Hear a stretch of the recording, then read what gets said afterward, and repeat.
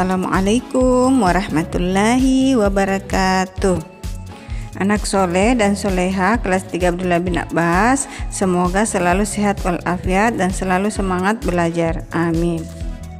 Hari ini kita akan melanjutkan pelajaran tematik pada buku tema 1, subtema 4 dengan judul Pertumbuhan dan Perkembangan Tumbuhan.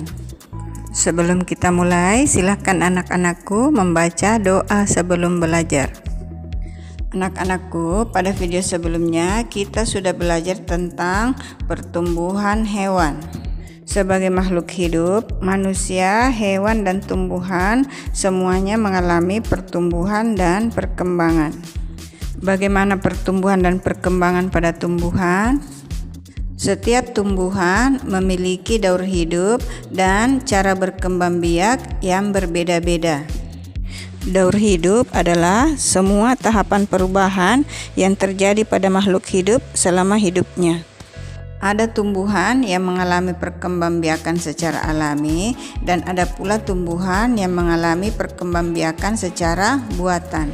Perkembangbiakan tumbuhan secara alami artinya perkembangbiakan pada tumbuhan yang terjadi tanpa bantuan manusia, yaitu berkembang biak dengan biji, tunas, umbi, dan spora. Contoh tumbuhan yang berkembang biak dengan biji seperti mangga, jagung, kedelai, kacang tanah, dan lain-lain. Ada pula tumbuhan yang berkembang biak dengan tunas. Tunas adalah anakan yang tumbuh di dekat tumbuhan induk. Contohnya pohon pisang, pohon bambu, cocor bebek, dan lain-lain. Ada pula tumbuhan yang berkembang biak dengan umbi. Umbi adalah organ tumbuhan yang mengalami perubahan ukuran dan bentuk. Biasanya terdapat di dalam tanah ataupun di atas permukaan tanah. Contohnya ubi jalar, kentang, wortel, dan lain-lain. Selanjutnya, tumbuhan yang berkembang biak dengan spora.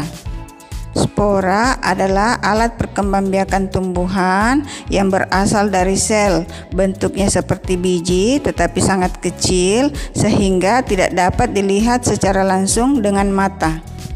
Contoh tumbuhan yang berkembang biak dengan spora adalah jamur, lumut, tumbuhan paku, dan lain-lain. Selain perkembangbiakan tumbuhan secara alami, ada pula perkembangbiakan tumbuhan secara vegetatif atau dengan bantuan manusia. Contohnya dengan cara cangkok, setek, okulasi, dan rundup. Cangkok adalah perkembangbiakan tumbuhan dengan cara membuat akar baru pada bagian batang. Tumbuhan yang biasa dicangkok contohnya pohon mangga, pohon jambu, pohon jeruk, dan lain-lain. Anak-anakku, dalam proses pertumbuhannya, tumbuhan mengalami penyerbukan. Penyerbukan adalah peristiwa jatuhnya serbuk sari pada kepala putik. Anak-anakku, tumbuhan terdiri atas beberapa bagian. Adapun bagian-bagian tumbuhan yaitu akar, batang, daun, bunga, dan buah. Negara kita memiliki berbagai macam bunga nasional, yaitu bunga yang menjadi ciri khas negara Indonesia. Contohnya bunga anggrek bulan, melati putih, bunga bangkai, ataupun bunga Rafflesia arnoldi.